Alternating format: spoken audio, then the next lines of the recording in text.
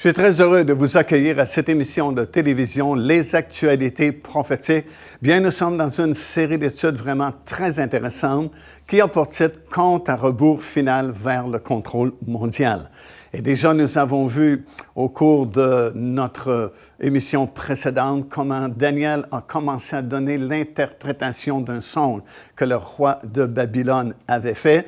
Et dans cette interprétation, bien sûr, on va retrouver beaucoup de révélations concernant Babylone, qui a été d'une grande influence au cours des siècles et qui sera présente également durant la période des tribulations à venir, puisque la parole de Dieu dans le livre de l'Apocalypse, chapitre 17 et chapitre 18, nous parle d'une religion mondiale qui s'appellera Mystérieuse Babylone, et même d'une ville qui portera le nom de Babylone. Voici une vidéo que nous avons filmée en Israël il y a quelque temps.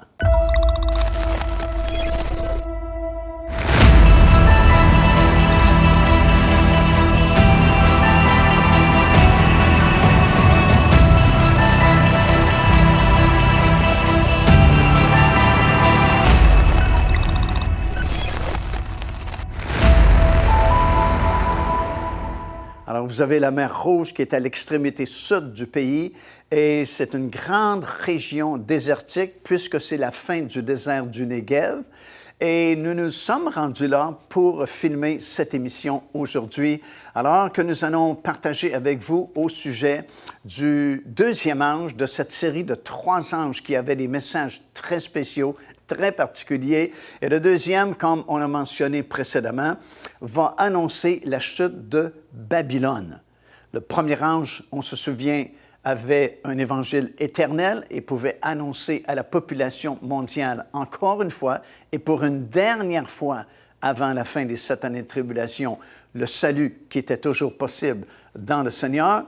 Et le deuxième ange, lui, annonçait la chute de Babylone. Et le troisième ange, que nous verrons un peu plus tard, avertissait la population mondiale de ne pas prendre la marque de la bête qui était imposée aux habitants de cette terre à partir du milieu des 7 années de tribulation. Alors, ce deuxième ange a annoncé la chute de Babylone. Et c'est dans le 17e et le 18e chapitre du livre de l'Apocalypse que nous lisons le détail de ces 2 jugements-là, parce qu'il y a bel et bien 2 jugements sur Babylone, parce qu'il y a une Babylone religieuse et il y a une Babylone politique et commerciale. La Babylone religieuse, bien, c'est l'agglomération de toutes ces fausses religions qui existeront dans cette période des 7 années de tribulation sous la direction de ce faux prophète. Alors, nous savons que dès le moment où la trompette sonnera, marquant le temps où les croyants seront enlevés et ceux qui étaient morts seront ressuscités dans le Seigneur, à partir de ce moment-là, la véritable Église du Seigneur Jésus-Christ n'existe plus. Sa mission est accomplie, elle n'a plus de raison d'être, il n'y a plus d'Église du Seigneur Jésus-Christ dès le moment où la trompette sonnera. Cependant, il restera ces nombreuses religions qui ont toujours existé sur cette planète. Et soudainement, nous lisons dans le livre de l'Apocalypse, nous lisons au sujet de l'apparition de ce deuxième personnage de la Trinité satanique que la Bible appelle le faux prophète, qui prendra la direction, justement, religieuse, prendra la direction de toutes ces fausses religions. Et cette agglomération des fausses religions de la fin est connue dans la Bible sous le nom de Babylone la mystérieuse, ou mystérieuse Babylone, parce que ça va inclure toutes les sociétés secrètes, toutes les religions de ce monde, tous les groupements dits spirituels et ainsi de suite, parce qu'en fait, toutes les sociétés secrètes, toutes les fausses religions de ce monde, tous les groupes sélects spirituels, ou appelez-le du nom que vous voulez, tirent leurs origines de l'ancienne ville de Babylone, qui avait été construite en rébellion contre Dieu par Nimrod, comme nous le lisons dans le livre de la Genèse.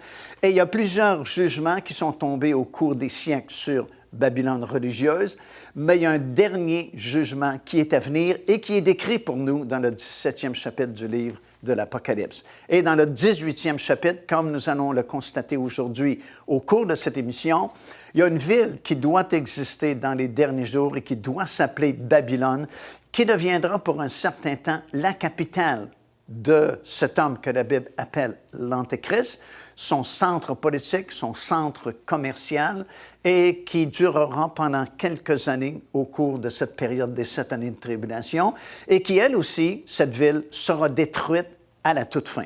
Alors, on va se déplacer dans le sud du pays d'Israël, dans les montagnes désertiques de la mer Rouge, et nous allons parler au sujet du jugement sur les deux Babylones.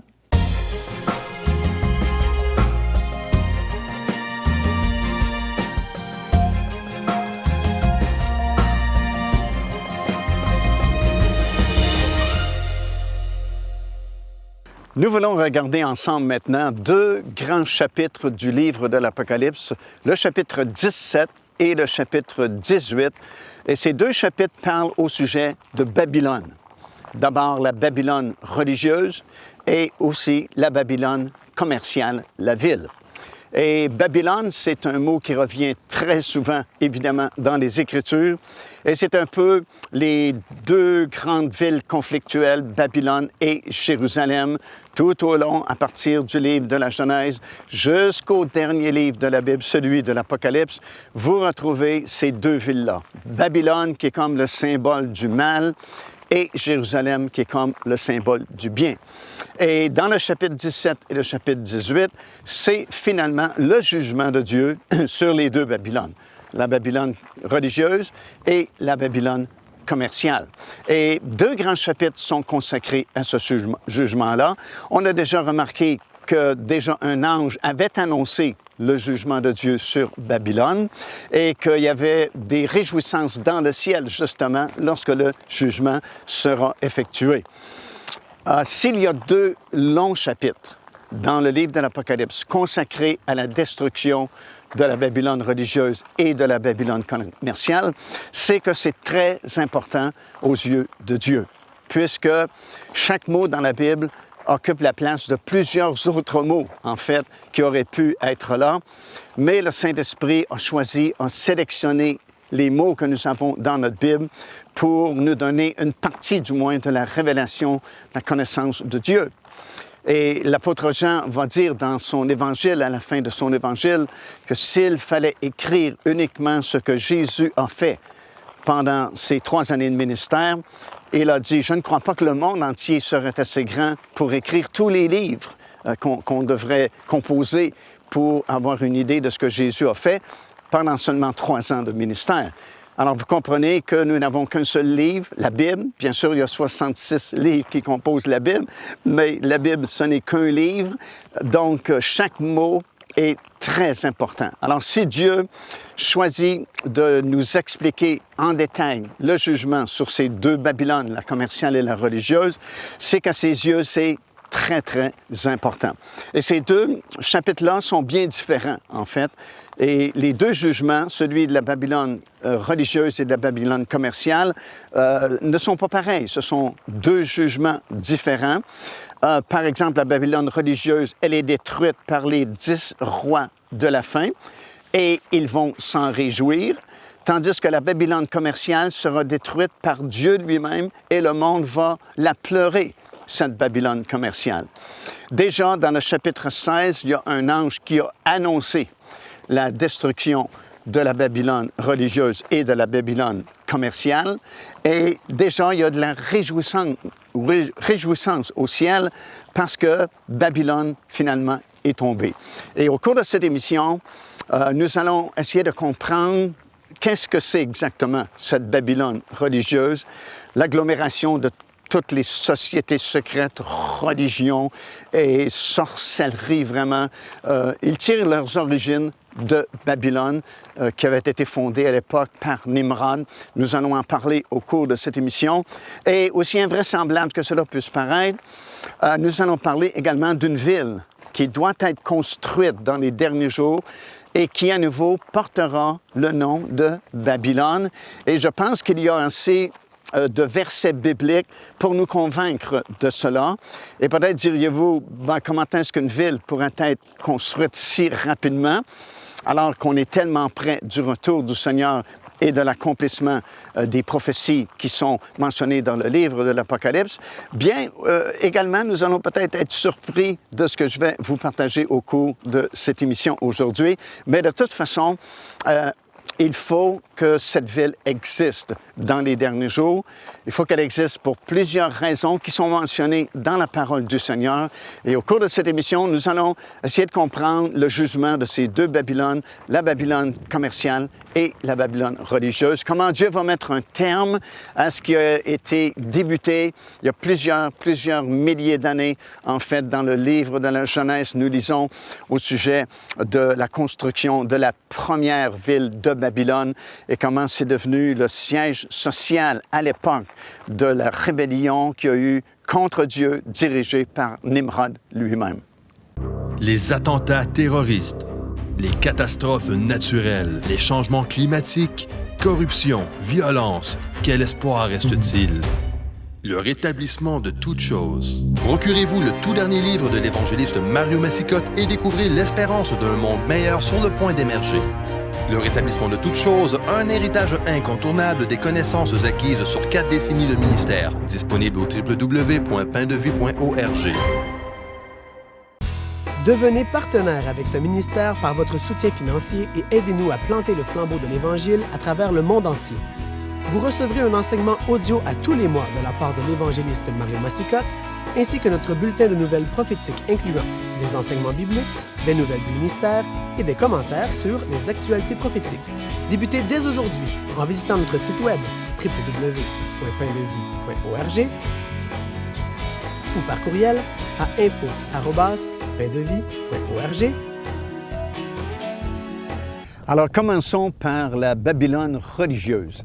Dans le 17e chapitre du livre de l'Apocalypse, nous avons la description du jugement sur la Babylone religieuse. Et au verset 3, l'ange transporta Jean en esprit dans un désert comme celui dans lequel nous sommes aujourd'hui. Et voici ce que Jean vit. Il vit une femme assise sur une bête écarlate, plein de noms de blasphème, ayant 7 têtes et 10 cornes. La femme tenait dans sa main une coupe d'or remplie d'abominations et des impuretés de sa prostitution. C'était écrit sur son front, « Babylone, la grande, la mère des impudiques et des abominations de la terre. » Elle était ivre du sang des saints et du sang des témoins de Jésus. Et l'ange lui dit, « Je te dirai le mystère de la femme et de la bête qui la porte. » Alors, Jean a été comme transporté en esprit dans un désert, et voilà ce qu'il a vu concernant la Babylone religieuse.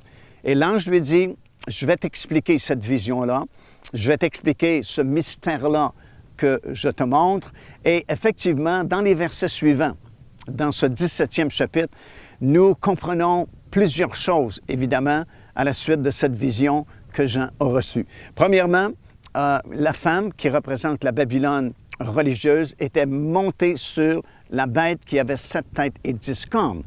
Dans nos émissions précédentes, nous avons bien identifié qui était cette bête avec 7 cornes et 7 têtes plutôt et 10 cornes. Cette bête représentait l'Antéchrist qui va confirmer une alliance pour une durée de 7 ans. 3 ans et demi plus tard, il devient le gouvernement mondial.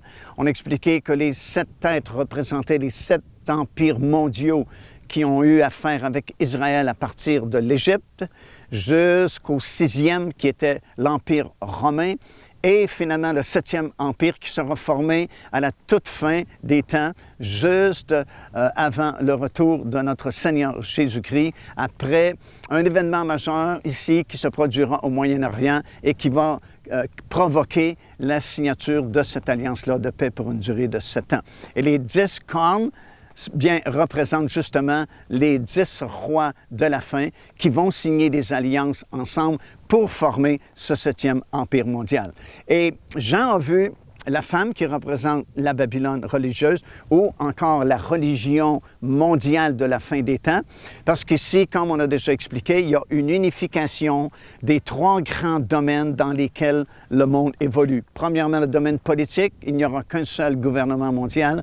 Deuxièmement, une unification de toutes les religions du monde. Il n'y aura qu'une seule religion imposée sur tous les habitants de la planète. Et une unification financière, un seul système financier pour les 3 dernières années et demie de ces 7 années de tribulation. Et le fait que la femme qui représente la Babylone religieuse ou l'unification de toutes les religions du monde dans ces derniers jours soit assise sur la bête nous montre comment il y aura une étroite collaboration entre l'Antéchrist et ce système religieux. Bien sûr, ça représente l'Antéchrist lui-même qui sera à la tête du gouvernement mondial et le faux prophète qui sera à la tête de cette religion mondiale. Le faux prophète, vous vous souvenez peut-être, était représenté comme un agneau. Donc, ça ressemble au christianisme parce que l'agneau est toujours un symbole du christianisme, avec 2 cornes. Les cornes, en langage prophétique, représentent les autorités ou les gouvernements ou un leader. Donc, il y aura 2 grandes religions ou 2 grands leaders qui formeront cette unification de toutes les religions, sectes et groupements religieux du monde entier. Et après l'enlèvement de la véritable Église du Seigneur Jésus-Christ, les 2 seuls groupes religieux majeurs qui resteront sur cette planète, c'est premièrement la fausse chrétienté et deuxièmement l'islam. Alors, ce sont les 2 grands groupes religieux qui existeront et s'uniront ensemble d'une façon ou d'une autre et entraîneront avec eux toutes les associations religieuses du monde entier. Et c'est pourquoi la femme, elle est assise sur la bête parce qu'il y a une union très intime entre les 2. On a expliqué au sujet des 7 têtes et des 10 cornes, et les autres représentent tous les peuples, les nations sur lesquelles l'Antéchrist va régner et la religion va gouverner également. Jean a vu cette femme assise sur cette bête. Nous comprenons qu'il y aura une grande unité entre le système religieux des derniers jours et l'Antéchrist lui-même qui sera à la tête du gouvernement. Du moins pour un temps, puisque plus tard nous apprenons que ce sont ces 10 rois qui se débarrasseront de la Babylone religieuse, mais du moins au tout début, il y aura une grande unité entre le système politique et le système religieux. Et c'est pourquoi, lorsque l'imposition de la marque de la bête se fera, deviendra obligatoire à partir du milieu des 7 années de tribulation, c'est pas juste une question commerciale, la marque de la bête, mais c'est surtout une question religieuse. Parce qu'au tout début, on ne pourra pas séparer le système religieux du système politique. Et c'est ce que la Bible nous enseigne concernant l'Antéchrist et le faux prophète qui vont travailler d'un commun accord au tout début de cette période-là.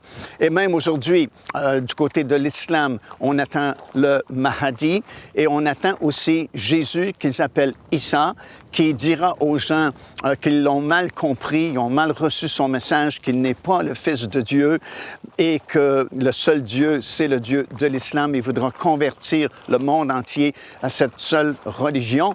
Alors ça se ressemble, vous savez, c'est ce qu'on voit, c'est ce qu'on entend parler de nos jours et c'est évidemment ce qui va arriver. Alors cette femme montée sur cette bête, c'est comme une caricature de l'épouse de Christ. Ça devient comme l'épouse de l'Antéchrist. Et il s'attend toujours à tenter d'imiter Dieu, de faire une caricature de tout ce que Dieu donne, de tout ce que Dieu offre. Et encore une fois, nous avons une tentative ici de caricature de l'épouse de Christ étant Babylone, la mystérieuse, l'épouse de l'Antéchrist. Et au chapitre 17 également, ça nous dit que Babylone elle est présentée comme étant la mère des impudiques et des abominations de toute la terre. En fait, c'est là, de ce lieu-là, que tirent leurs origines tous les groupes sataniques, toutes les religions de ce monde, toute la sorcellerie, les enchantements, n'importe quoi qui est en rébellion contre Dieu, n'importe quelle société qui opère dans les ténèbres spirituelles, tire leurs origines de Babylone. Babylone, au tout début, a été construite par Nimrod, comme nous le savons. Et c'est vraiment en rébellion contre Dieu, parce qu'à cette époque-là, Dieu voulait disperser les gens un peu partout sur la terre. Et puis Nimrod a voulu insister pour bâtir son royaume, son empire, construire la tour de Babel. Et Dieu a été obligé d'intervenir. Alors, il y a eu ces langues-là qui ont été confondues et puis ils ont été expatriés un petit peu partout sur la terre. Mais à l'époque, Nimrod a fait ça comme en rébellion contre Dieu. Incitant les gens à se rebeller contre Dieu et à le servir lui. Et avec son épouse Saminaris, vraiment, il contrôlait la religion de l'époque. Ensemble, ils ont eu un fils qui a été appelé Tammuz. Et même plus tard, Israël, imaginez-vous, était tellement rétrogradé et tellement dans l'idolâtrie qu'ils adoraient cette dame-là, qu'ils connaissaient comme étant la reine du ciel. Et même dans le livre d'Ézéchiel, on dit qu'Israël pleurait Tammuz. Tammuz, c'est le nom qu'on avait donné à cet enfant-là.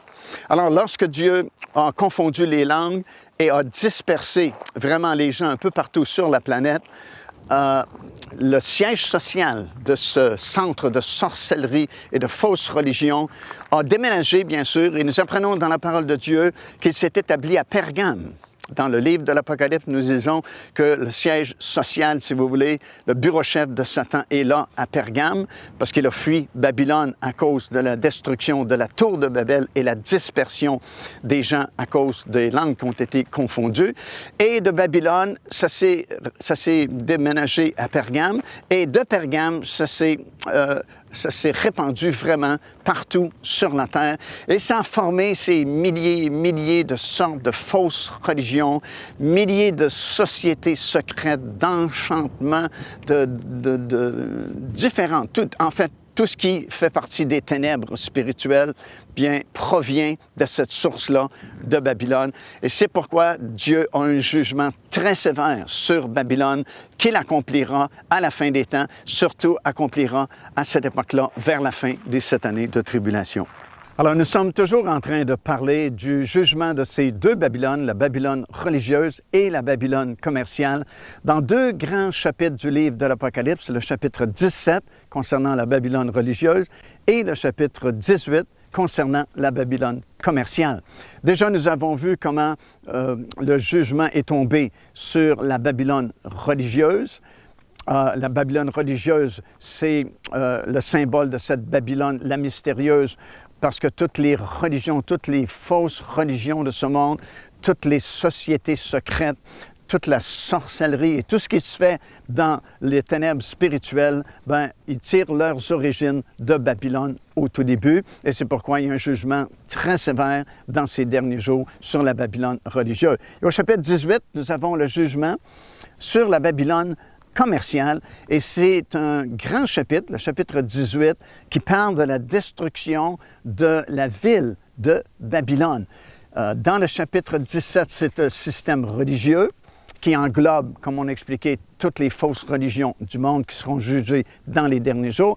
Mais dans le chapitre 18, il s'agit bel et bien d'une ville pour les raisons suivantes. Premièrement, le long chapitre 18 ne peut être compris autrement car tous les nombreux détails qui sont mentionnés dans ce chapitre-là ont rapport à une ville. On ne peut pas vraiment appliquer ces nombreux détails-là à autre chose qu'à une ville. C'est très simple à comprendre. Deuxièmement, certains détails des anciennes prophéties de destruction de la ville de Babylone dans les livres des prophètes Jérémie et du prophète Ésaïe ne sont pas encore complètement accomplis. Alors, si vous lisez attentivement, il y a quand même de nombreuses prophéties dans Jérémie et dans Ésaïe concernant la destruction de la ville de Babylone. Et ces prophéties ont été partiellement accomplies dans le passé, puisque au moment où on fait cet enregistrement, la ville de Babylone n'existe pas aujourd'hui. Mais de nombreux détails plutôt de ces prophéties n'ont pas encore été accomplis. Et chaque détail de chaque prophétie doit s'accomplir.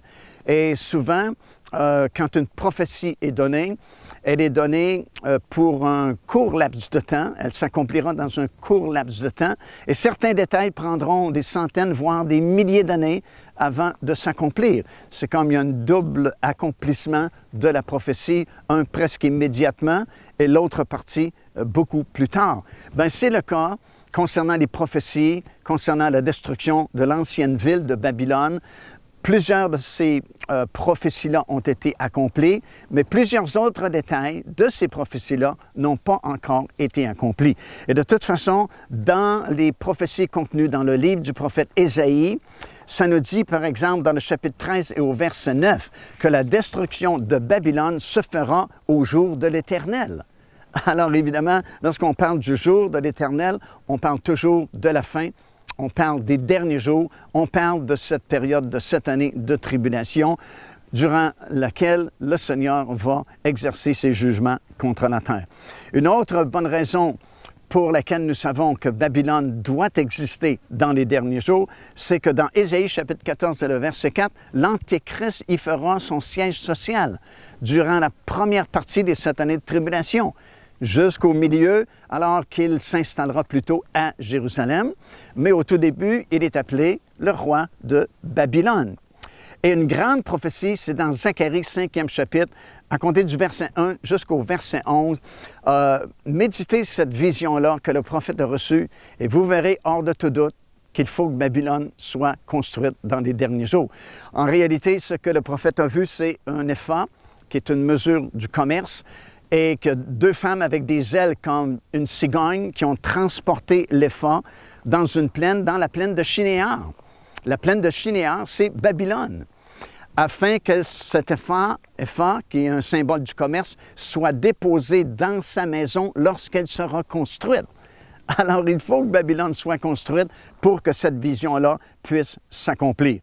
Elle doit devenir le repère de tous les démons. C'est ce qui est écrit dans le livre de l'Apocalypse. Tous ces anges déchus, ce sera leur ville, parce qu'il y aura des millions et des millions d'anges déchus, de démons sur la planète, et Satan lui-même durant les dernières 3 années et demie. Et ils auront besoin d'un lieu, un endroit qui est leur siège social, si vous voulez, et ce sera Babylone. Et en réponse à la question comment une ville pourra être construite si rapidement, bien, les anges déchus qui seront désormais sur la planète vont définitivement aider à cette construction. Elle sera construite en partie de façon surnaturelle et elle existera pour satisfaire aux prophéties de la Bible. Car Dieu a tant aimé le monde qu'il a donné son Fils unique, afin que quiconque croit en lui ne périsse point, mais qu'il ait la vie éternelle. Téléchargez gratuitement l'enseignement « Le salut, c'est quoi ?» en visitant notre site web www.paindevie.org et recevez la grâce merveilleuse que Dieu vous offre.